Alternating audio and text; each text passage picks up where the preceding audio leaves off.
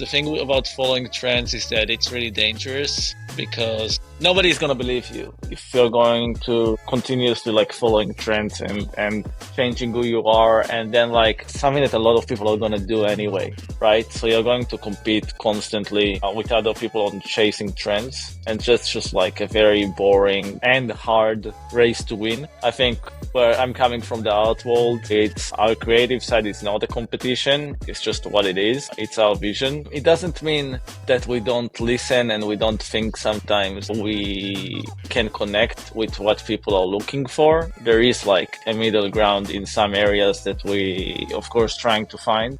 The brand is not just for me to wear, but at the same time, I'd never want to make something that I wouldn't like to wear.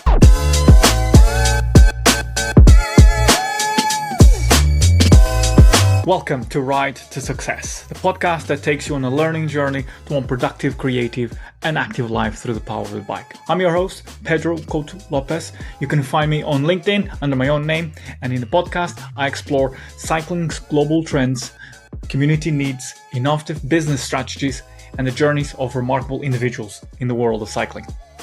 Today, I have an incredible guest, Gil Lavi. Gil is the co-founder and design director of Rubber & Road, a cutting-edge technical apparel brand based in New York City. But his story goes far beyond cycling apparel. It's a journey of resilience, reinvention, and personal transformation. From growing up in a conservative community as a gay teenager, facing the relentless challenges and working 3 jobs as a teenager, to becoming a Forbes magazine recognized creative, and later rediscovering his passion for cycling. Gil's path has been anything but conventional. In this episode, we dive into 4 key topics: how cycling has shaped his life and given him mental strength, the intersection of creativity and cycling and building Rubber & Road, overcoming injuries, self-doubt, and reclaiming his place in sports, and his take on inclusivity in cycling and why visibility matters. Now, before we get into the podcast, ladies and gentlemen, I have a huge request to ask you. If you liked what you listened, please consider give us a follow, a subscribe. It helps to continue to bring amazing guests to take you on a learning journey with me, and I'll be forever grateful. Now, back to the podcast. Welcome, Gil, to Ride to Success. It's a pleasure to have you on the podcast. Thank you, Pedro, for having me. I'm excited to chat today. Brilliant. I found an interesting fact. I found that Gil in Hebrew means joy and happiness. And I wanted to start by asking you, how has the bike brought you happiness and joy? Oh, I think that the bike had given me the mental strength, or taught me the mental strength that allowed me to become a much happier person. How so? Can you explain a bit more how that process went? Yeah, I think that, life outside of Hollywood is not often about eureka moments, but I think that for me, I actually had a few of them over the years on the bike, where I think because my cycling journey hasn't been always linear, I was in and out of cycling as a sport a few times during my life. And I feel like every time I found myself back on the bike, actually, it made me feel like I lost so much of myself. And that moment of being back was a moment of feeling like, wow, this is amazing. And seeing myself improving and being able to do things that I wasn't able to do a few weeks, months, or year before has always been a huge boost of confidence and mental strength for me, for sure. I guess it brought you more resilience, kind of allowed you to grow, more fortitude as well. It's kind of as you progress through your journey. I know that we're getting quite deep right from the get-go, but that's how conversations sometimes go in the Ride to Success. But I'm just trying to get to know a bit behind the curtain of who is Gil. Yeah, for sure. I think that for me, resilience and fortitude has always been part of who I am, and I think it's shaped by the way I grew up. I'm gay. I grew up in a conservative environment where that was you had to be really strong to be able Yeah. to kind of pull yourself up from that and become really independent and tough. I think at the same time, I'm an entrepreneur since I'm very young. I held 3 jobs since I was in high school to build What, at the same myself. time? I started, yes, literally there Right. were Okay. days, literally I was actually writing for some local newspapers, mostly about sports, local Mhm. soccer and basketball. I was working at the um, newspaper like Press Factory at the same time as well. I was working at print shop, Right. Wow. and sometimes literally I would walk until 5 a.m. and then go to school. And so that's kind of Whoa. like, I know it doesn't really happen like today, but I'm getting How old were older, you you know? when you were doing this? I mean, 14, 15, 16, Wow. kind Okay. of So like that's that. okay. So that's it's not like crazy young, but is that Yeah. the point where a lot of teenagers are getting jobs, but you went from. It sounds like you maxed up the time of the day. Like forget 12 hour a day. Let's go It, 18.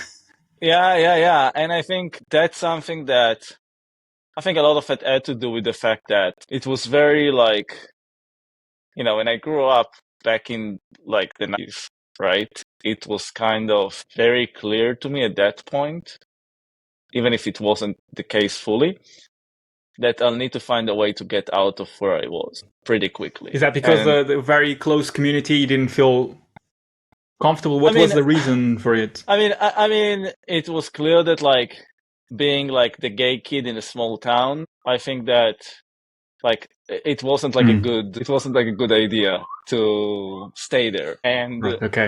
my family was never super affluent, and so we weren't poor or anything, but it was clear that if I want to get out of there and have a life that's closer to like my dream than my nightmares, then I better Yeah.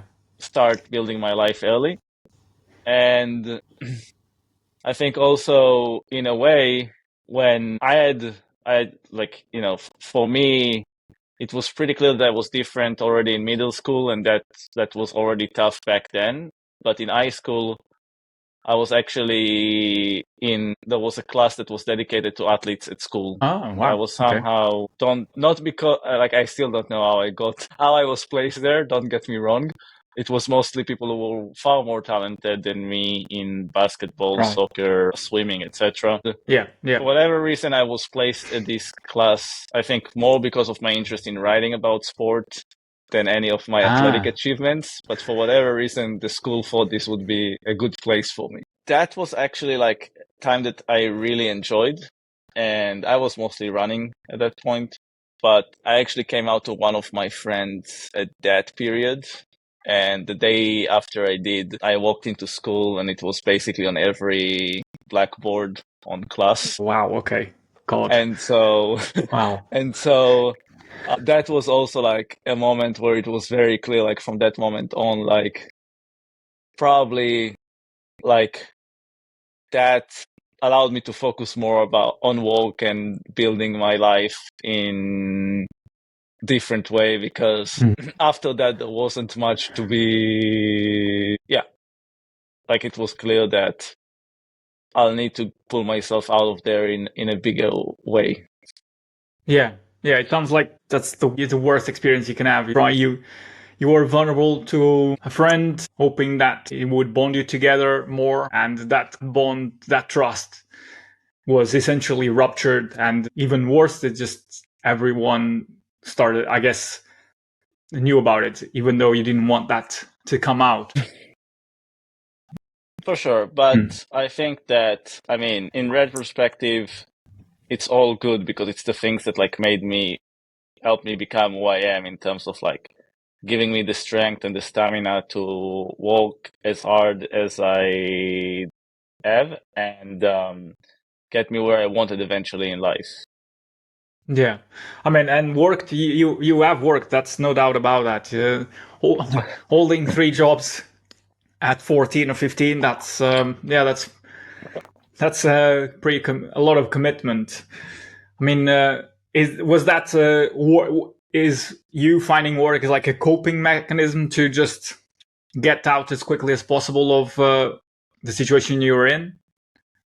I mean, I think like in retrospective, probably, Yeah. it was part of it for sure. But I think that this walk was also around things that I did really enjoy doing. I did enjoy writing quite a bit. I did enjoy working at the print shop quite a bit. I loved photography. And the press was always like really impressive place with the big machines and the smells of the ink. Like it was all fun, right? It wasn't like I felt like a slave and like I didn't want to go there and it's like a terrible experience. It wasn't like that at all. I actually felt really proud that I was doing this and really enjoying what I was doing. So there wasn't suffering there, there was a lot of joy, and I always liked walking a lot. But at the same time, for sure, it was also a way to, not needing to think all the time about the same things and trying to figure out a way out. Yeah, exactly. I guess that is the foundation of a lot of things that are to come, from like your entrepreneurial journey, your creative journey as well. We touched briefly on the bike, but at what stage does the bike come into your life? You mentioned that you like writing about sport, but how did the bike first Yeah, came into your life? And you mentioned that you came in and out a few times throughout up to now. Like, just share a little bit more about yeah, that yeah. process. Yeah. Well, I think that cycling came to my life way before the bike. Oh, right. Um, Okay.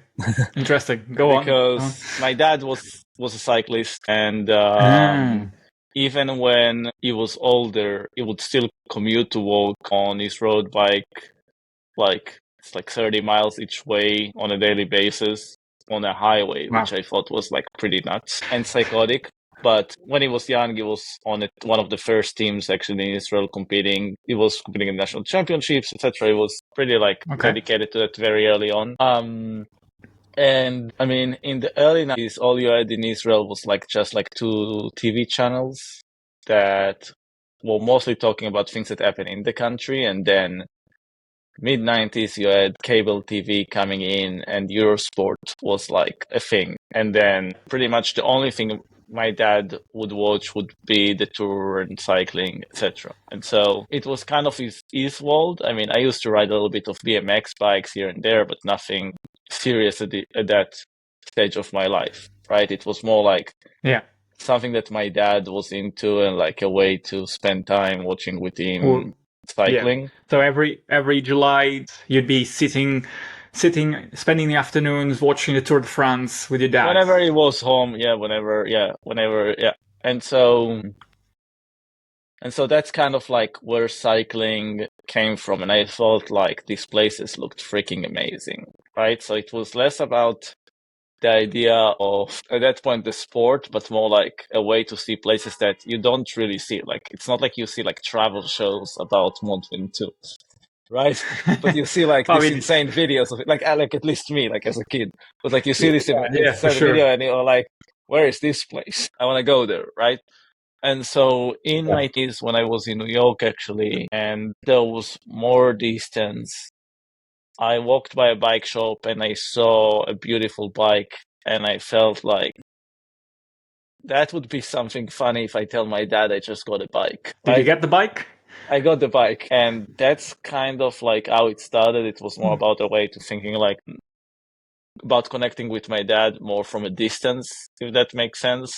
Yeah, yeah. And started very casually, and very quickly it became a lot more serious. Like it started when I did my postgrad in photography critique at the School of Visual Arts, Hmm. and then I continued. I did the master's in critical theory, and at that point, I got like pretty nuts. At that point, I already got another road bike, and by the time I graduated, I met more and more people from the cycling industry. I started working for different cycling events, brands, Hmm. etc. And that's kind of like how cycling took over my life.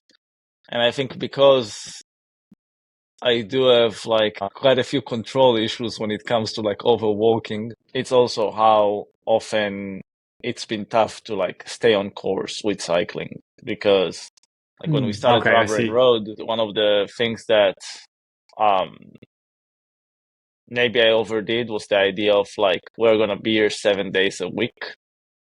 we're gonna open at 8 a.m. We're gonna like close at 7 p.m. and then we're gonna work more on building the products and doing things. And I think that was like a very Gil Lavi move in terms of like the ambitions and the trying to be there. But the reality of that it really made me become more and more distant from the sport and from riding, and also it just made it very difficult for us to serve the community well and focus on what we wanted to do well, right? Mm-hmm. And so to your question, like getting back to the bike, which I thought back then that it was a luxury that I couldn't afford, was actually the most important thing to do. Yeah, that's so true. When you get into a project and you're starting in your career path, it's very easy just to have a narrow-minded focus on this is what I need to do, and I can totally see myself in that kind of single-minded view Tunnel of this is vision, what I yeah. want to achieve. Yeah, exactly, and sometimes things fall by the wayside. I mean, you just because you are in that path and you have a clear objective. But like you recognized, it's just, taking a step back, recognizing that actually the bike is a great source of inspiration, is a great way to just be in the present, just be happy, really, and find joy through discovering new places, all pedal powered. Yeah, It's really amazing how the bike really puts things into perspective. for sure. And I mean, you have had quite an interesting kind of journey, like coming from Israel to New York, leading a very creative career, to co-founding actually Robin Road. I mean, I'm interested to find out because, and probably this is something that we need to touch a bit more. But how has cycling, being around bikes, going for bike rides, watching the tour as a youngster, has cycling influenced your approach to design and like how you see products? Yeah, I Because mean, for sure, for sure. I think that, ooh, that's a question that is like at the heart of it and is really important, but also obviously the most difficult to handle, we have time. right? We have time. Yeah, yeah, yeah, yeah. But I think there's 3 or 4 elements to answer that are kind of loosely connected. I think that number one, from an aesthetic perspective, one of the things that I always been interested in on cycling, and I'm gonna be probably very critical about Yeah, go for contemporary it. Yeah, cycling no, culture. So, this is uncensored. That there's no red. but I actually always been really attracted to how there's a photo downstairs at Rubber and Road of my dad's team from the 1960s, which showcase basically people who came and built one of the first teams in Israel, and there are people that were refugees from Algeria, from France, Tunisia, Czech Republic, Russia, right? Like everywhere. None of them speak the same language. None of them know anything besides riding bikes, right? From different Yeah. places, but they all stand there and they look like they are ready to ride the Tour de France and posing for the cover of Rouleur, right? And I think that always been like something about cycling that is so fascinating in a way that is even more recognizable than other sports, because the sport has always been, in that sense, even when it was very predominantly blue collar, it was still very niche in its aesthetics. Mm-hmm. And I kind of really like that. It's very idiosyncratic in terms of like how cyclists, what cycling style has been for many decades, right? And a lot of people gonna hate me for saying that I'm not a huge fan of the trend that's been predominant in the last few years of like cycling apparel really trying to look like streetwear, brands building their brands upon like, oh, lots of young people in the 20s and 30s in main capital cities like to wear APC, let's make a brand that looks like APC. Oh, Palace is like a big thing, and Vans, let's like make the cycling version of that so people can feel like they can express themselves in a more relatable way to their day-to-day life. Now, Mm-hmm. I'm not judging it, and I'm not saying it's not a good thing for the sport and pulling more people in. It's not what I'm saying. I'm not criticizing it. But I am saying, for my personal aesthetic and interest in the sport, there is something about the identity that has been formed around the sport of cycling without being too nostalgic about it, that I think is key to making the sport as interesting as it always been aesthetically. Because if cyclists are just going to try to look like skaters, that to me doesn't necessarily, on the personal level, make cycling so much more interesting. I think that there is an identity for the sport that we should keep in mind a bit more from the design perspective. And at the same time, obviously, we want to bring a newness and we want to be part of fashion. We are in New York. We are literally in the art of like global fashion, and where streetwear brands were born, and they inform us Yeah, every day, right? I just feel for like sure. Yeah. there's one thing to be informed and referencing and part of the conversation, and it's another thing to just be like, let's be this brand of cycling, if that makes sense. And that's something that I Mm-hmm. don't really love from the creative perspective. I want to represent something that is more rooted in the sport and the history. And maybe it's the kid watching the Eurosport and trying to protect deep inside something from that culture. Right. Maybe it's that. I think from a product perspective, 100% cycling inform everything that I do, right? I mean, my academic background is in critical theory, philosophy. It's all about how we make meaning through interaction with aesthetics and things. And I think that there is something about the experience of cycling where there is so much precision Mm. and so much at stake sometimes. Yeah, And your life sometimes. yes, and it often brings, I mean, you know exactly what I mean, you know, like this feeling when you're cornering and you're moving just a little bit too much or too little of your weight. There is just like a certain thing of measure um Mm. that is very hard to explain in the way Yeah. that, you know, a Mm. lot of people think about cycling apparel, and I think that's a problem with lots of brands. Is something that, oh, I'm just gonna. A lot of people think about brand building in general nowadays. It's like, oh, I'm just gonna go to this factory. I'm going to put my logo on this T-shirt, hoodie, jersey, socks, cap, whatever you want, and I'm building a brand, right? And I think that's okay. It's not really interesting for me, right? Because yes, we all pull from similar resources, right? We all use yarns to create fabrics, and we all use fabrics to create jerseys, and we all Yeah. use foams or 3D inserts to create chemise with whatever producer we work, okay? But that's not really the point. The point in creating product is that it is also about that sense of measure and something that is idiosyncratic to the creator and represent your experiences and how you feel and how you move or the people that you admire, right? Yeah. So a lot of times when I develop products or design products, it's kind of try to think about it a little bit as a love letter Oh, in the interesting. Yeah. sense that I'm A lot of thinking people about will like, resonate too.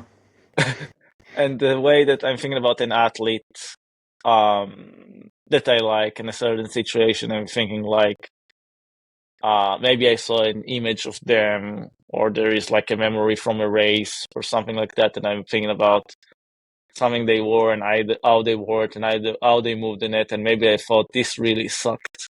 This could be like made really so much better, or like this is really cool, Mm. and let's see how we Hmm. can lean into it more. Maybe sometimes, like, you know, obviously, like with my job, sometimes I would see something that is like a terrible like pattern making, in my opinion, on a cyclist. Like I don't know how they ever like let him wear it looking like that. And sometimes it's like the opposite, right? Like somebody is making a gesture that is really kind of like cool and never meant in this way, and it's like, let's take it farther. Right. Interesting. I mean, cycling is steeped in history and tradition, and now we have brands disrupting that, bringing fresh perspectives. And from what you said, you seem to be looking at the past and distilling it into what you think what it can look like now. What do you think cycling distilled from the past with modern aesthetics can look currently, to combine style, combine elegance, kind of the modern, more, but still paying homage, if you will, to the kind of the cycling heritage. Yeah, I think really without falling into the realm of nostalgia, which is the most Yeah. dangerous thing, like No. for No. a No. brand like us that's trying to be informed by the past. But I think if you're not like understanding the past and looking at the past, your future is going to be really dull because it's going to be very much just based off what's around you right now, and you're Mm-hmm. just ending up creating products that look like many things that are out there. And commercially, that might make your life much easier because they're familiar to people. And from an inclusivity perspective, even that might be a good thing too, because it allows more people to be pulled into the sport. But from trying to communicate the meaning about what this sport is about and really inspiring people to go deeper and create a more meaningful connection with it, I think that it's important that we're looking deeper.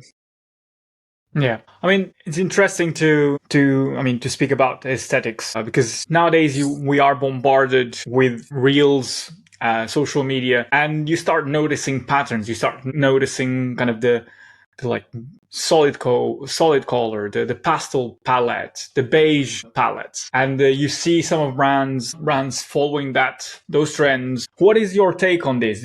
Is it for you something that you kind of Sorry, you got cut notice off. but push back, or something that you pay attention, try to replicate? What is your take on this? Yeah, I think like in fashion in general, you're going to have fashion brands that, or let me rephrase. I don't think about ourselves just as a fashion brand, but I think that there are a lot of brands that in cycling that thinks about themselves right now as fashion brands trying to follow trends. I think Mm-hmm. about ourselves much more being in the tradition of a real house. And what I mean by house is that we have a boutique downstairs, we have an atelier upstairs, and we're trying to tell a story that is ours. Yeah. We are not a mass, and I think like in fashion, and again, not to say that we are in fashion, but to say that in fashion as a parallel, you have houses that are trying to tell stories that are rooted in the culture, the heritage, and the creative ideas of the founders or the creative directors. And you have a lot of mass fashion brands that try to see what sells in terms of colors, palettes, trends, and bring it to the market as fast as possible. Mm-hmm. I think that one of the things that we are trying to do is to remain true to we are and our story as a brand. And when we think about colors, there's always a story behind them, or we always try to have a story behind them that is interesting for us to explore. Um, that is usually rooted in something that is meaningful for us, right? Like maybe something about New York culture Yeah. in a very specific way. Maybe it's something about uniforms, which I grew around. Maybe it is around something that we see in culture, that is a bit more sarcastic. Maybe we see in cycling culture like this really tend to like really cooperate private equity ruling cycling brands and trying to sell a community. And maybe we're trying to make some kind of like a comment about that in a way that is a bit honest but subversive, if that makes sense. how, Well, how do you do that? you'll have to wait and see. Okay. But the thing about following trends is that it's really dangerous because you're going to compete constantly with other people on chasing trends. And just Yeah. just like a very boring and hard race to win. I think where I'm coming from the art world, it's our creative side is not a competition. It's just what it is. It's our vision. It doesn't mean that we don't listen and we don't think sometimes we can connect with what people are looking for. There is like a middle ground in some areas that we, of course, trying to find. The brand is not just for me to wear, but at the same time, I'd never want to make something that I wouldn't like to wear, right? And I'm not sure that Yeah. that's the case with other brands all the time. With all the respect that like I owe a lot of other brands that have done amazing things to grow the sport and make it more exciting. Don't get me wrong. I do think that you see more and more collections that look a bit forced in terms of like, is this really like something that they wanted to do, or is that just because there's like a target that's, yeah, they have to sell like 200,000 jerseys this year and they really have to come with like another set of patterns. Is that, do you have any brands in mind when you are referring about forced collaborationships? I do have a lot of respect to all of these brands, even when I completely disagree with what they're doing or what their practices are. I do think that most of them, the majority of them, do have cycling at heart and are thinking that what they're doing. I think that most of them mean well most of the time. The result, I just think, is not always convincing, but that's just how it is. The brand commitment, once it's being bought, essentially is being moved from the athlete to the shareholders. And as much as shareholders care about athletes too and do want their brands to make great products, they also have to tick different boxes, right? Like if you talk about private equity, Yeah. you have like 7 years to sell the brand for a lot more than you bought it, and you have to do it by being able to sell a lot more products in a lot more categories, develop them much faster, reduce the cost, Exactly. reach a lot more people, and there are always going to be compromises that come with that. Now, I'm not saying there is no room for that in cycling. It's not what I'm saying at all. I'm just saying that's not the race that we want to win. Okay. That's not your modus operandi. You operate it with a different strategy. You Correct. alluded about the community aspect. That is something that you value, something that you try to nurture. How do you see cycling culture evolving, and how have you been placing the brand to contribute to this, to a more inclusive and fostering more connection within cycling communities and beyond?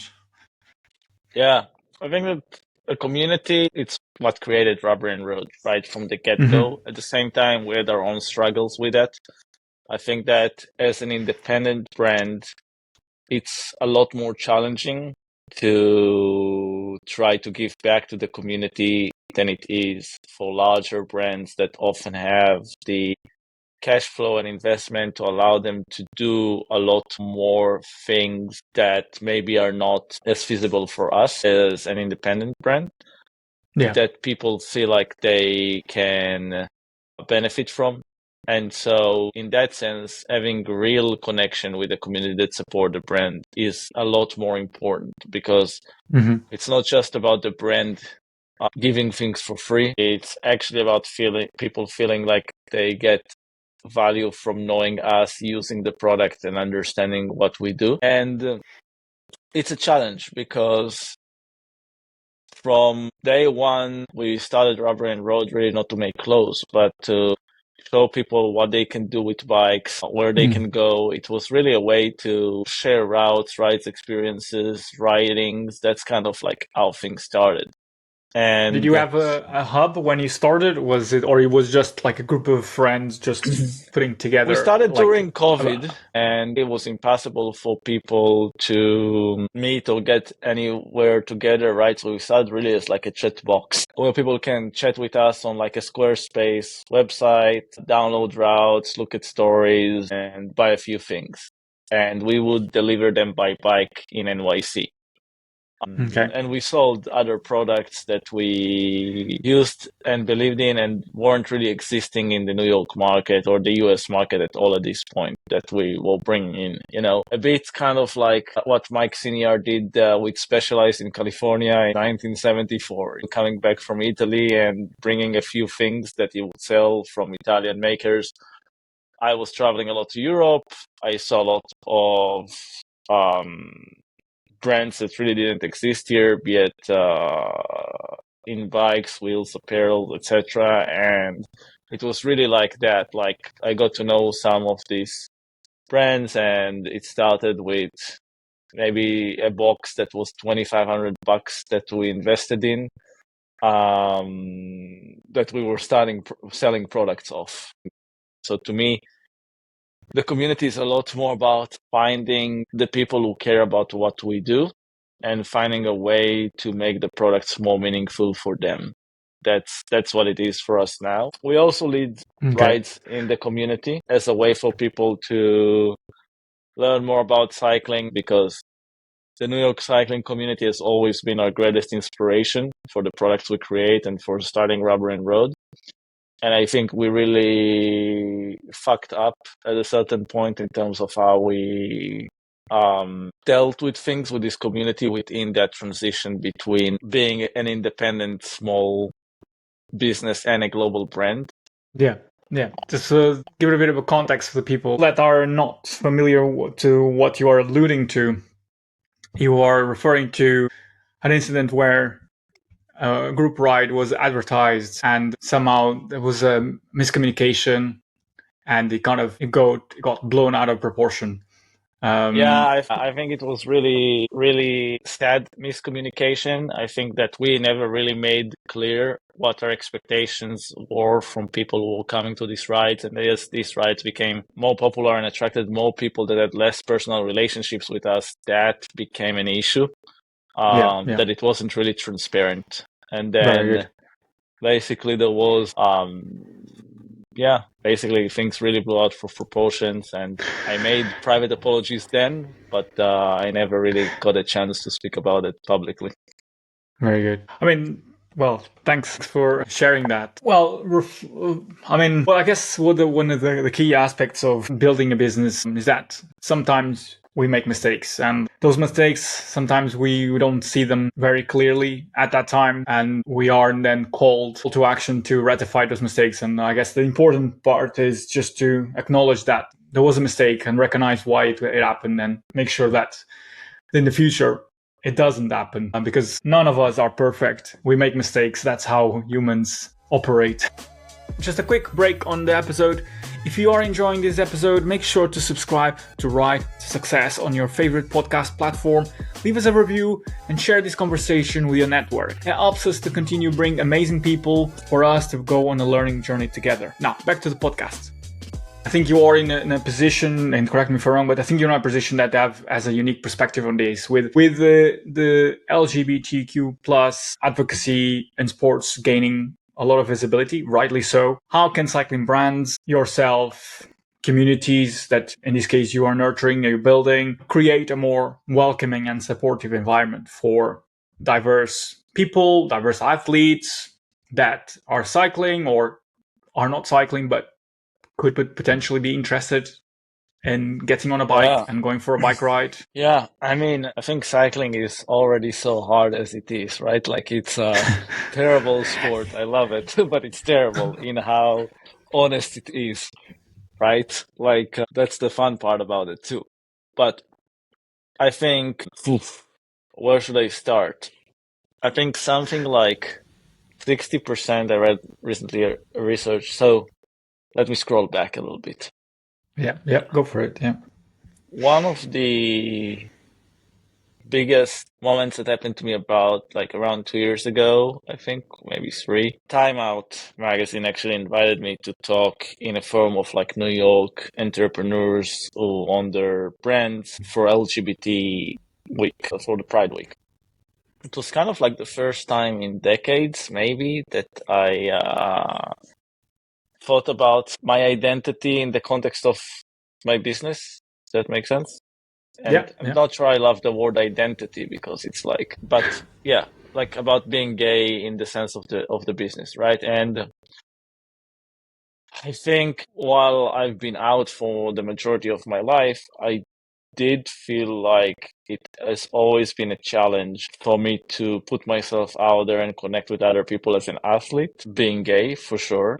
It also has to do with my experiences as a teenager in a way, right? And that's something that I Mhm. realized this year more than ever before, or last year more than ever before, when I got back on the bike, because there was that moment when the initial kind of thing that led me to get back to the bike in November 2023.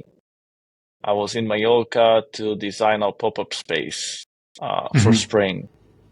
And then I was like, oh, I gotta do this ride to Galilea from Palma that goes through. I was thinking, oh, this would take me like 2.5 hours. And like 4 hours later, I'm like, holy hell, this is really becoming What, the like climb terrible. itself?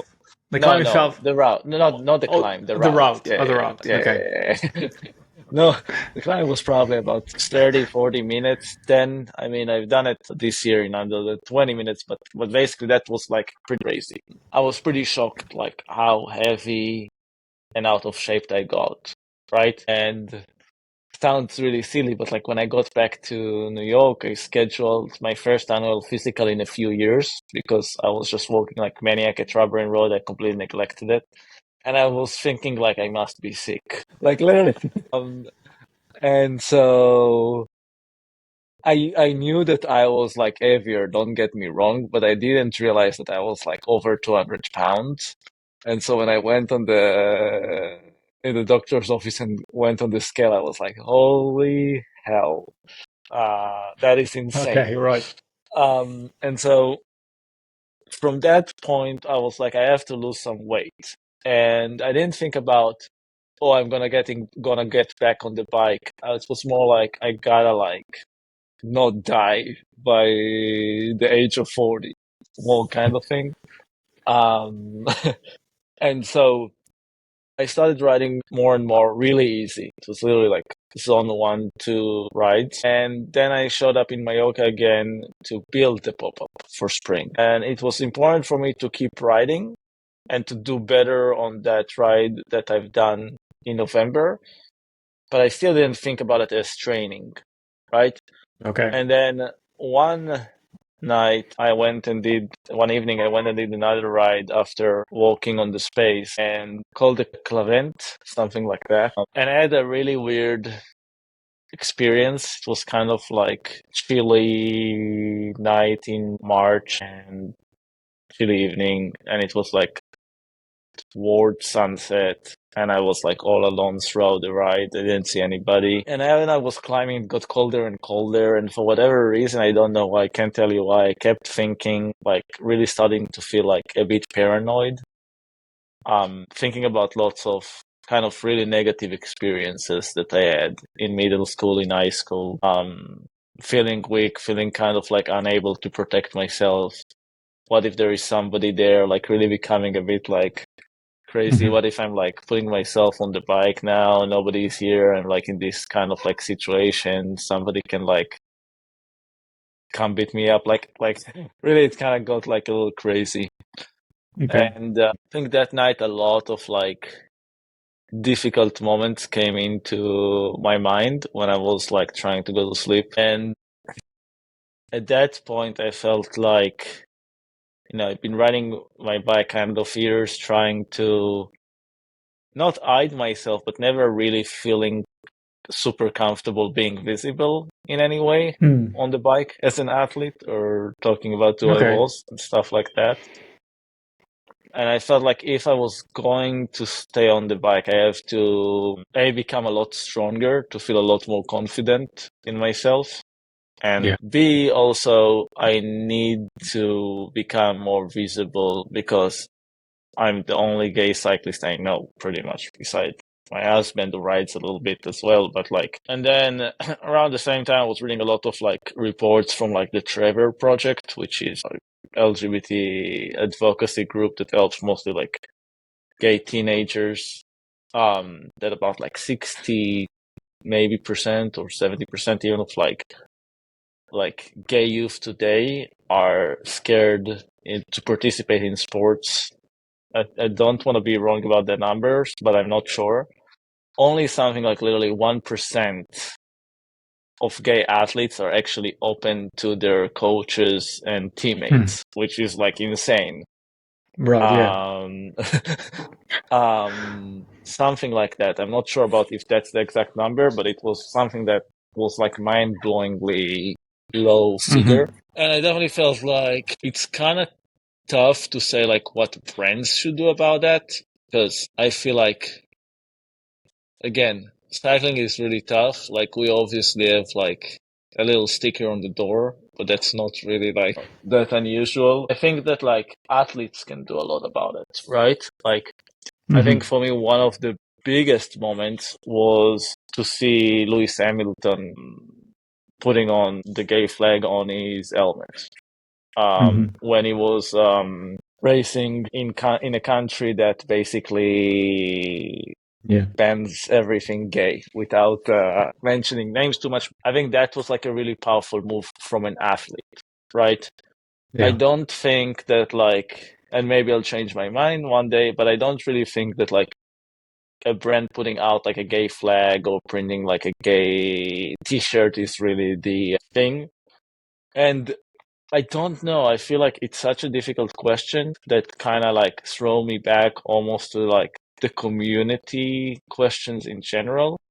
Like I always felt like things didn't need necessarily to be said, and maybe I'm wrong about it, like in terms of like expectations from the community, but also like I don't know that like every gay person want to like I don't know. It might be maybe most people do. Like but I don't know that every person want to be like told you are welcome, right? Like there is something that is also a bit like Okay.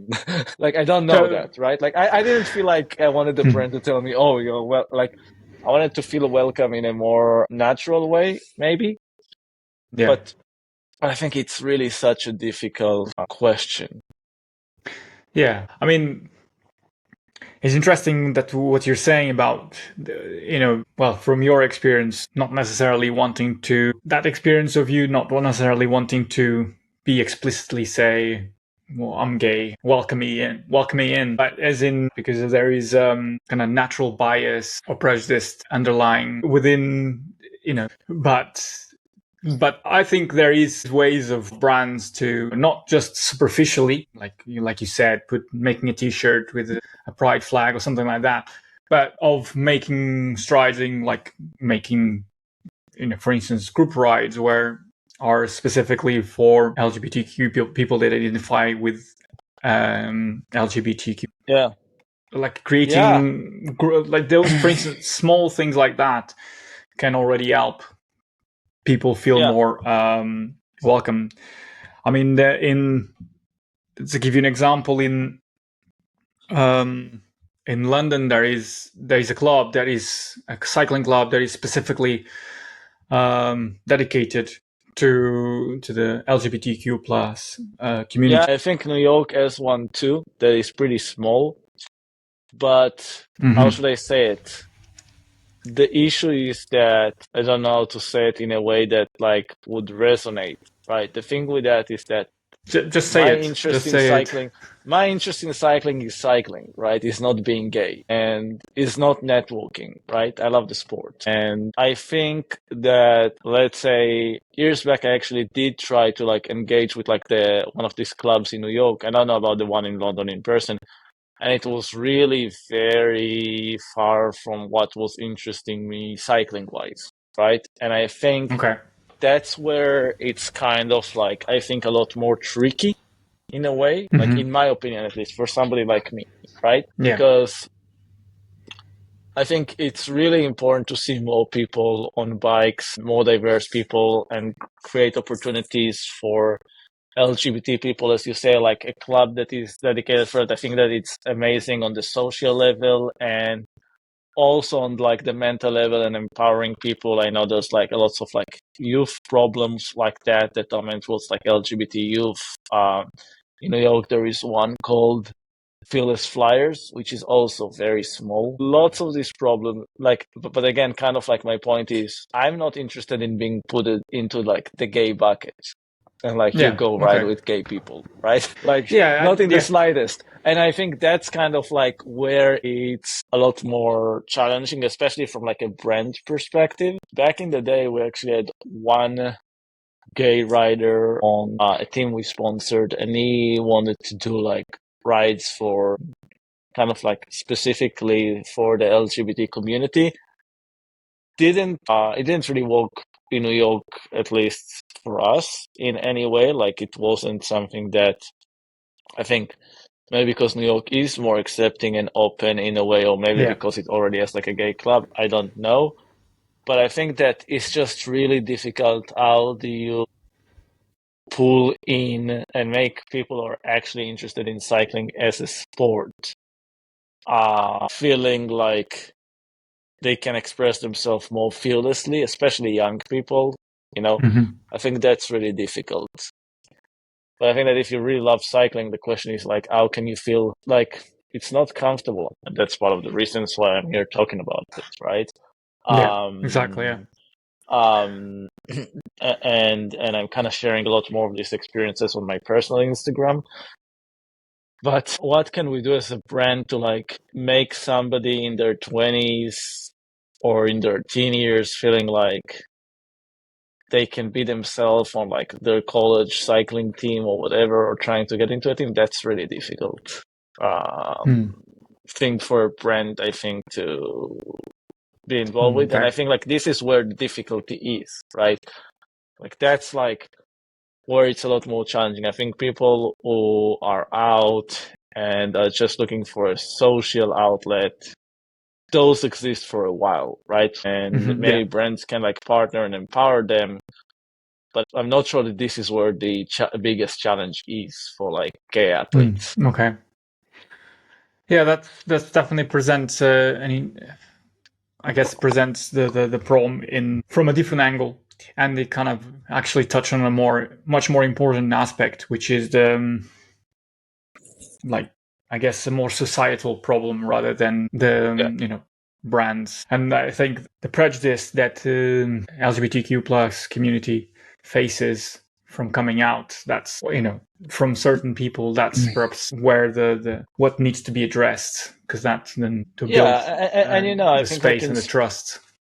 100%. I think like in sports in general, it's really tough because of the culture that like Hmm. teams often have, right? Like you don't want to be like the gay guy in the closet and constantly hearing like comments about gay people, right? From your teammates. And we also can't like control language, right? It's something that is much bigger, like in culture. It's actually sometimes more challenging because I think that I don't fit the narrative of that a lot of people would have for gay people, right? Let's say personally.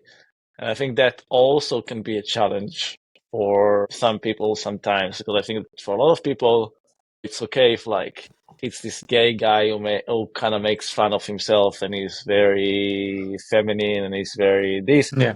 It's kind of like sometimes more challenging of like this guy is like trying to beat me and like destroy me and he's gay and it's like hurting my ego even more now. You know what I mean? Like there is also Mm. like Right. I see. uh there's more complicated things in these areas, and like there's a lot of like gray zones there.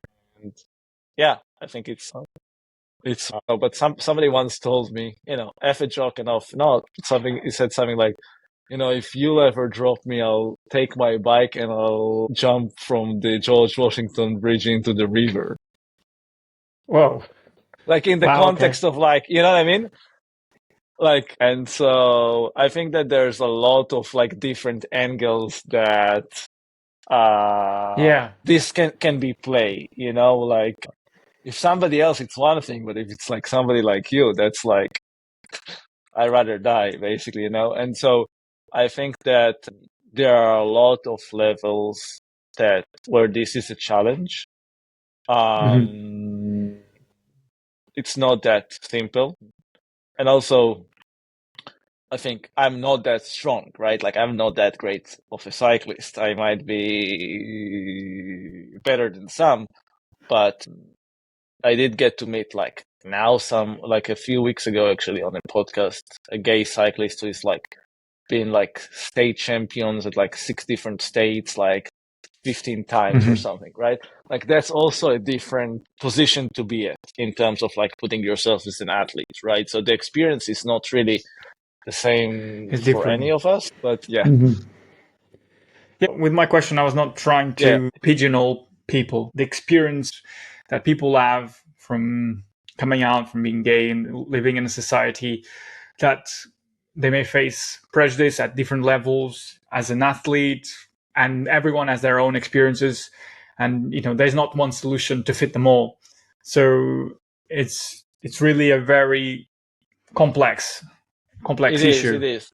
But I will say that one thing that I think is maybe good, like if I'm trying to think about one thing that brands or organization can do that is relatively easy and has been done in New York, and I think a way that is pretty successful. The CRCA, which is the Century Racing Club Association, it's like the oldest race club in the US, which organizes the Yeah. races in Central Park, does have a very strict inclusivity policy that kind of like far supersedes like any kind of even like local law on discrimination. Like they really took it to make a point out of it. And I think that is definitely So I get that. That's one thing that brands can do is just for yeah. So I that think level definitely of. brands could easily have like a written policy somewhere. Yeah. Yeah, I mean more policies. Yeah, but Yeah, I actions, think actions that can more be than easy for written brands. Like policies. Yeah. yeah. I just think that actions becoming like really, really difficult. Yeah, like from a brand level, actions. I think they're really difficult in a I way that mean, like everybody actually like feel like also not patronized at the same way. yeah, that's the thing. Well, yeah, exactly. Everyone is their own, yeah, their own needs Yeah. and has their own way of dealing with it. I guess the role of brands is to be as welcoming and not to be discriminatory, not to be prejudiced to anyone, and make sure that that is clear in their communications, the way their products are made, and the way they put events, so that everyone feels that they can take part. I guess that's one way of making sure that everyone feels welcomed. 100%. I think that like a brand statement, as much as it's like sounds like a small thing, I think maybe like a brand statement on a website, and maybe that's something that should be on ours too, obviously. I think that is an important thing to have, probably.